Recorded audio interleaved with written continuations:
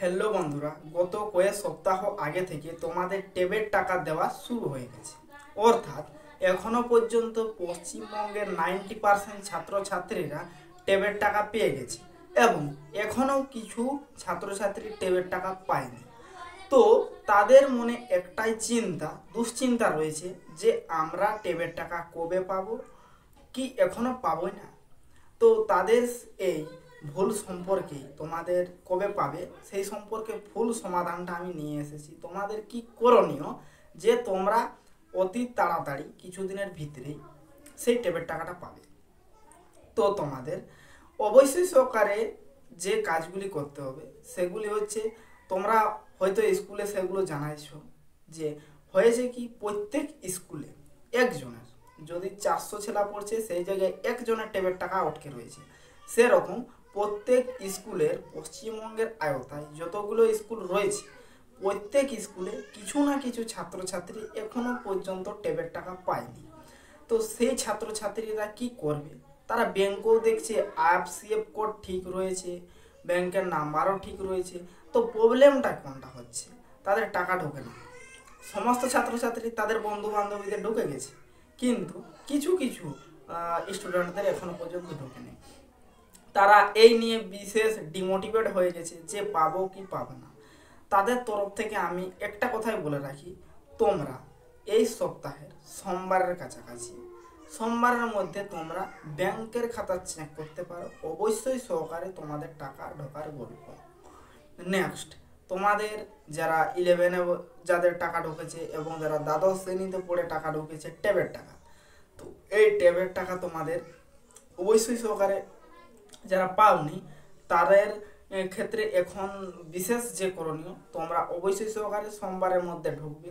বেশি ডিমোটিভেট হও না, কারণ তোমাদের ট্যাবের টাকা কোথাও যাবে না। সময় লেট হতে পারে কিন্তু ট্যাবের টাকা তোমরা বিশেষ করে পেয়ে যাবে। তো জাস্ট বন্ধুরা, তোমরা এখন মেন টপিক যেটা তোমরা পরীক্ষার উপর ফোকাস করো।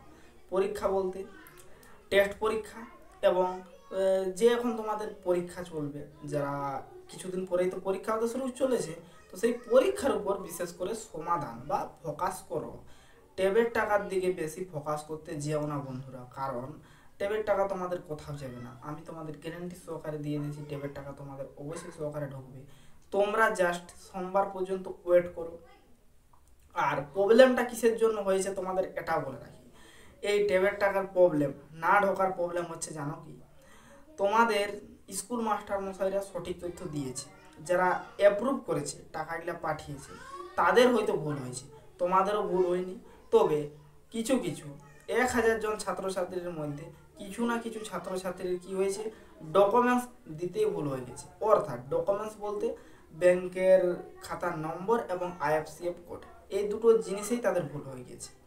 তো এই দুটো যাদের ভুল হয়ে গেছে তারা হয়তো এতদিন থেকে স্কুলে যোগাযোগ করবে, ওটা আমি জানি, কারণ প্রত্যেকেরই একটা মনে দুশ্চিন্তা থাকে, মনে একটা থাকে নতুন মোবাইল কেনার ইচ্ছা।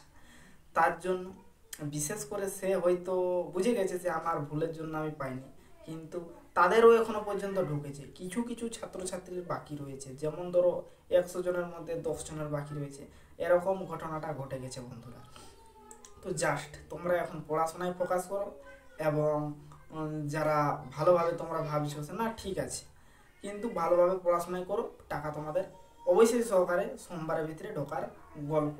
এরপর কি হয় সেটা জানা যাক, কিন্তু তোমাদের বিশেষ করে ছাত্রছাত্রীরা তোমরা বেশিরভাগ ফোকাস করো ব্যাংকের সাথে লেনদেন করে, যেমন তোমার ব্যাংকের খাতা বন্ধ হয়ে যায়নি এরকমভাবে তোমরা বিশেষ করে খেয়াল রাখো।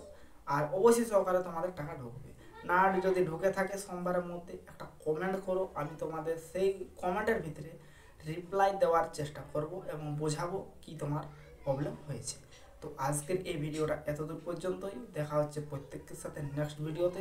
ততক্ষণ তোমরা ভালো থেকো। তোমাদের যদি কোনো মানে কমেন্ট করার থাকে করতে পারো, অবশ্যই রিপ্লাই দেবো আমি নিশ্চিত। আজকের এই ভিডিওটা তোমাদের এখানে আমি এন্ড করছি, অর্থাৎ শেষ করছি। থ্যাংক ইউ এভরিওয়ান, লাস্ট পর্যন্ত দেখার জন্য।